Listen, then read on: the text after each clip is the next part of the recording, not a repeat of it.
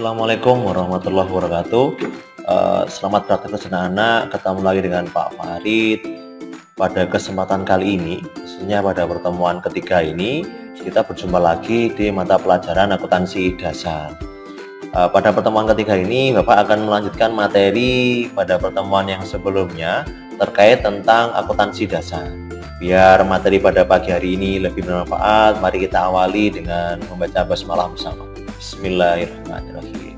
Baik anak-anak, seperti yang anak-anak sudah lihat, jadi pada pertemuan ketiga ini ya, kita akan lebih belajar mengenai akuntansi khususnya di SMK ya. Nanti kalau misalnya anak-anaknya tidak ada mungkin pertanyaan atau mungkin ada pertanyaan, silakan anak-anak bisa tulis pertanyaan anak-anak di kolom komentar, atau mungkin biar lebih cepat anak-anak bisa hubungi Pak Farid di WA yang mungkin sudah ada di grupnya masing-masing.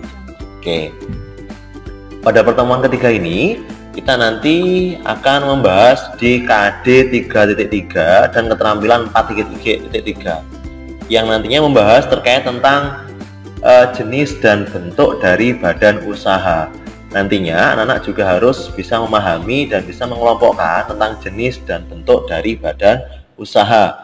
Yang badan usaha ini sebenarnya banyak sekali adik-adik atau anak-anak ketemui dan lihat di sekeliling rumahnya masing-masing.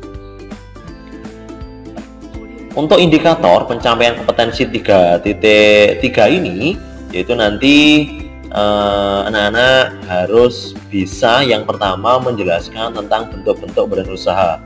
Seperti nanti BUMN, ada BUMS, koperasi dan asing ya, atau yang lainnya. Selain itu juga anak-anak harus bisa menjelaskan tentang peran dari badan usaha dalam masing-masing kaitannya dengan perekonomian di Indonesia. Yang berikutnya, anak-anak nanti harus mengidentifikasi kelebihan dan kekurangan dari badan usaha yang terjadi di dalam kegiatan perekonomian khususnya pada masyarakat setempat atau masyarakat sekitar ya. Jadi ini adalah indikator yang harus kita bahas pada pertemuan yang ketiga kali ini. Baik anak-anak, silakan dipahami dan siapkan bukunya di rumah masing-masing. Oke, kita masuk materi pertama anak-anak, pengertian tentang badan usaha dan perusahaan. Nah, jadi badan usaha itu adalah kesatuan yuridis dan ekonomis yang menggunakan modal dan tenaga kerja untuk mencari keuntungan. Seluruh kegiatan yang tujuannya untuk mencari keuntungan atau laba itu adalah namanya badan usaha. Mungkin anak-anak ada di sekelilingnya, di sekitarnya itu usaha-usaha kecil atau usaha-usaha mikro, yang usaha ini sebenarnya tidak dinamakan dengan usaha, atau sering mungkin anak-anak lebih dikenal dengan toko. Nah, toko ini juga contoh dari badan usaha. Selain ada badan usaha, yang kedua ada namanya perusahaan. Perusahaan itu adalah suatu unit ekonomi yang mengkombinasikan sumber daya manusia, alam, modal, dan pengusaha atau mungkin SDM untuk menghasilkan sejumlah barang dan jasa tertentu. Artinya apa? Ketika kalau badan usaha itu mungkin hanya membutuhkan satu orang atau satu manusia dan mungkin satu modal, itu sudah bisa membentuk badan usaha. Tapi kalau perusahaan itu lebih kompleks. Artinya apa? Tidak hanya membutuhkan satu orang, tapi bahkan puluhan atau mungkin ratusan, atau mungkin kalau anak-anak mungkin di wilayah Moncar ada pabrik. Itu adalah contoh dari perusahaan di mana di dalamnya terdapat beberapa orang atau bagian yang saling mengaitkan, saling menguntungkan. Tetap tujuannya badan usaha dan perusahaan ini adalah untuk mencari keuntungan. Ini adalah badan usaha dan perusahaan ya. Nah, berikutnya, nah ini apa sih tujuan dari badan usaha? Nah, badan usaha itu tadi kita sudah bahas, ada beberapa badan usaha ya. Ada di sini kita akan berbicara mengenai badan usaha khususnya untuk milik negara atau namanya BUMN. Nah, mungkin anak-anak sering lihat di TV ya, di berita di TV, namanya BUMN. Apa itu BUMN? Di dalam akuntansi, BUMN itu adalah badan usaha yang seluruh atau sebagian besar modalnya itu dimiliki oleh negara. melalui penyertaan secara langsung yang berasal dari kekayaan negara yang dipisahkan. Contohnya apa? Ada Pertamina, ada PLN, itu adalah contoh dari BUMN. Atau perbankan seperti BRI, BNI, Bank Jatim, itu adalah contoh dari badan usaha milik negara, ya. Kemudian ini, selain itu juga ada namanya badan usaha milik swasta. Apa itu? Adalah badan usaha yang didirikan dan dimodali oleh seseorang atau sekelompok orang. Itu namanya badan usaha milik swasta. Ada lagi namanya badan usaha yang berlandaskan asas-asas keluargaan, itu namanya adalah koperasi. Dan yang keempat adalah badan usaha milik asing, adalah perwakilan usaha perdagangan asing representative office. Ini contoh selain dari badan usaha milik negara. Tapi habis ini kita bahas lebih detail tentang BUMS, koperasi dan lainnya sebagainya, ya. Oke. Nah, contoh, ini adalah contoh dari BUMN. Ada namanya perusahaan jawatan atau perjan.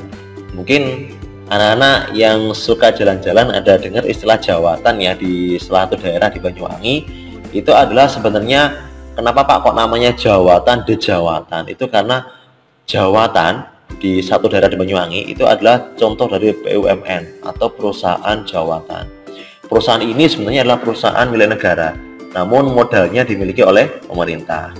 Bentuk badan usaha milik negara yang seluruhnya dimiliki oleh pemerintah ini itu biasanya tidak ada yang menggunakan modal perjan karena besarnya biaya untuk memelihara perjan tersebut. Makanya kalau ada adik ke jawatan di daerah Banyuwangi mungkin kurang diperhatikan ya beberapa tahun yang lalu. Cuman oleh pemerintah sekarang itu perjan atau jawatan ini sudah dikembangkan tidak hanya sebagai perusahaan tapi sebagai destinasi wisata. Ini akibat dari kurangnya perawatan atau pemberian modal oleh pemerintah kepada perjan atau perusahaan jawatan. Nah, yang kedua ada namanya ini perusahaan umum atau perum. Nah, perum itu apa?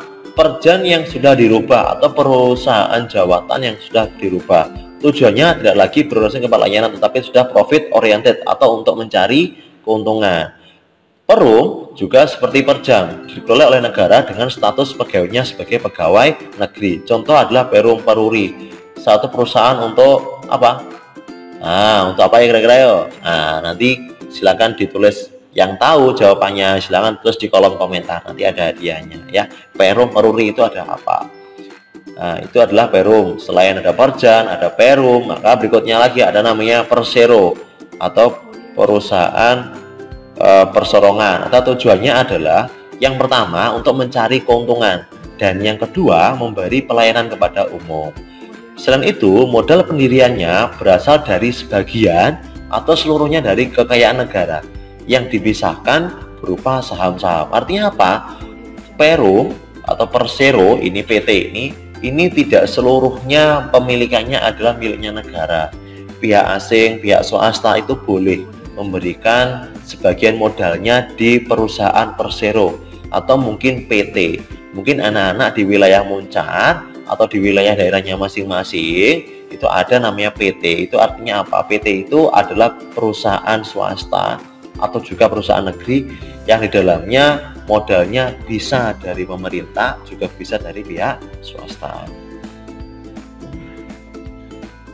Nah, selain dari tadi PT itu juga badan usaha yang tidak memperoleh fasilitas dari negara. Artinya apa? Karena PT terdapat sebagian modal dari pihak swasta atau asing, maka pemerintah mulai kalau nggak salah 5 tahun terakhir itu tidak memberikan bantuan fasilitas kepada PT. Nah, sehingga itu ya PT ini sifatnya adalah persero atau pribadi juga kelompok oleh pemerintah. Contohnya apa Pak persero Pak? Ini ada PT Garuda Indonesia Airways atau itu mungkin penerbangan ya, ada PT Pertamina, ada PT Perusahaan Listrik Negara atau Persero, ada PT Pos Indonesia, ada PT KAI, dan PT Telkom, dan PT yang lainnya. Ini contoh dari persero yang sudah di dalamnya tidak hanya dapat modal dari pemerintah, namun dari pihak swasta atau pihak asing. Nah, selain tadi sudah kita membahas mengenai BUMN, ya ada Perjawatan, ada Persero, ya ada Perum lah. Maka yang berikutnya kita akan membahas mengenai badan usaha milik swasta atau BUMS. Apa itu BUMS? Adalah badan usaha yang dimiliki oleh swasta pastinya, bukan dari pemerintah. Badan usaha ini sepenuhnya dikelola dan dipermodalnya dari pihak swasta. Artinya, kalau tadi BUMN dimodali oleh pemerintah, kalau BUMS itu seluruhnya dikelola dan dimodali oleh pihak swasta, bukan dari pemerintah. Nah, ingat-ingat ya bedanya ya, buat anak-anak di rumah ya. Oke. Nah, contohnya apa? Contohnya ini adalah perusahaan perorangan. Nah, apa Pak perusahaan perorangan? Adalah perusahaan yang dilakukan dan dimodali oleh satu orang saja sebagai pemilik dan bertanggung jawab. Biasanya utang perusahaan berarti utang pemiliknya. Setiap BUMS yang dia memiliki utang di perusahaannya itu sama halnya dengan utang dari yang mempunyai. Ya. Maka dengan itu seluruh harta kekayaan si pemilik jadi jaminan dari perusahaan. Badan usaha ini ya tidak perlu berbadan hukum, walaupun jika ingin boleh juga dilakukan. Jadi misalnya ingin melaksanakan perusahaannya tanpa ada izin juga nggak apa-apa, mau izin juga lebih bagus lagi. Ya, selain dari perseorangan ada namanya perusahaan firma atau FA, ya lebih sering disebut FA. Apa FA itu? Adalah satu perusahaan yang diatur dalam pasal 1535 KUHD, di mana persekutuan perdata yang menjalankan usaha dengan nama bersama. Kalau tadi perseorangan hanya satu orang, kalau firma itu lebih dari satu orang atau bersama. Tanggung jawab sekutu sampai ke harta pribadi masing-masing. Artinya apa? Untuk tanggung jawab hartanya, modalnya itu diberikan untuk seluruh anggota yang menjadi pemilik. Jadi kalau yang tadi satu orang, kalau ini bisa beberapa orang. Tanggung jawabnya adalah bersamaan atau keseluruhan. Ketika terjadi kerugian, maka tidak hanya untuk satu orang pemilik, tapi untuk seluruh pemilik yang memang menjadi tanggung jawab bersama. Didirikan dengan membuat akta otentik atau dibuat oleh para pihak yang menjadi pemilik. Biasanya akta ini didaftarkan ke pengadilan negeri setempat atau daerahnya masing-masing. Ini adalah firman, FA. Nah, selain itu lagi, selain ada persaudaraan, ada firma. Yang berikutnya adalah komandater atau CV. Mungkin anak-anak sering ya melihat ada CV ya ini. Apa tuh Pak CV? CV itu adalah satu perusahaan yang diatur dalam pasal 19 sampai 21 KUHD. Firma dengan sekutu aktif dan sekutu pasif. Sekutu aktif artinya bertanggung jawab secara keseluruhan sampai ke harta pribadi. Biasanya kalau di komandater atau CV ini ada suatu pemilik yang sangat berkuasa, sedang dinamakan dengan sekutu aktif. Sedangkan untuk sekutu pasif itu bertanggung jawab hanya pada modal yang dimasukkan, artinya tidak seluruhnya. Tanggung jawab terbatas dari para pemegang saham. Komandater ini sifatnya adalah CV atau perusahaan swasta yang memang didirikan oleh beberapa orang, tapi ada satu yang berkuasa lebih besar atau dinamakan dengan sekutu aktif. Itu ya, itu adalah perusahaan komandater atau CV. Nah, selain ada CV, ada namanya PT atau perusahaan terbatas. Apa itu? Diatur dalam Undang-Undang Perseroan Terbatas Nomor 40 Tahun 2007, didirikan oleh minimal 2 orang atau pribadi hukum. Mempunyai minimal modal dasar adalah 50 juta. Jadi kalau Anda ingin mendirikan PT itu harus punya modal uang sekitar 50 juta. Minimal modal yang harus disetor ke bank adalah 25% dari minimal modal dasar. Artinya apa? Jika kamu punya 50 juta, maka 25%-nya itu harus disetorkan ke bank. Jadi tinggal hitung aja, misalnya kalau 50 juta dibagi berapa ya? Dibagi 4 berarti sekitaran ada 12,5. Itu harus diberikan ke bank atau ditabung. Ya, itu adalah PT. Berikutnya, nah, sekarang ada BUMN, ada BUMS. Nah, adik-adik sudah memahami itu. Maka yang ketiga adalah kita membahas mengenai koperasi. Apa itu koperasi? Nah, ini yang sering Anda lihat ya di wilayahnya masing-masing. Adalah badan usaha yang dilandaskan asas-asas kekeluargaan sesuai dengan Undang-Undang tentang Koperasi Nomor 25 Tahun 2002 tentang perkoperasian.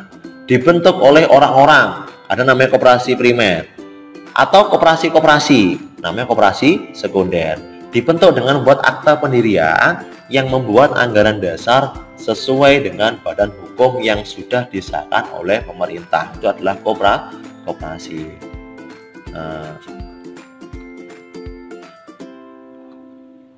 Nah, koperasi itu terdiri dari beberapa perangkat organisasi. Yang pertama adalah terdapat namanya rapat anggota, biasanya dilakukan setiap setahun sekali.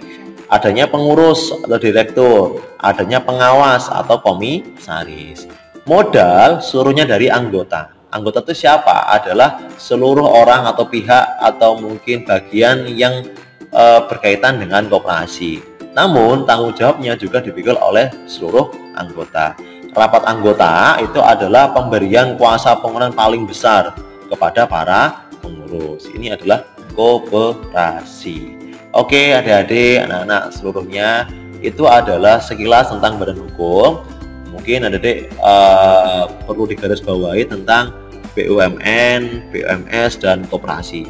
Bapak berharap ilmu pada pertemuan ketiga ini adik-adik bisa dapatkan. Namun ketika nanti ada pertanyaan yang mungkin membuat adik-adik jadi bingung, bisa adik-adik tulis di kolom komentarnya, atau mungkin lebih cepat bisa adik-adik WA atau SMS nomornya Pak Farid. Terima kasih, tetap belajar, tetap di rumah, jaga kesehatan. Wassalamualaikum warahmatullahi wabarakatuh.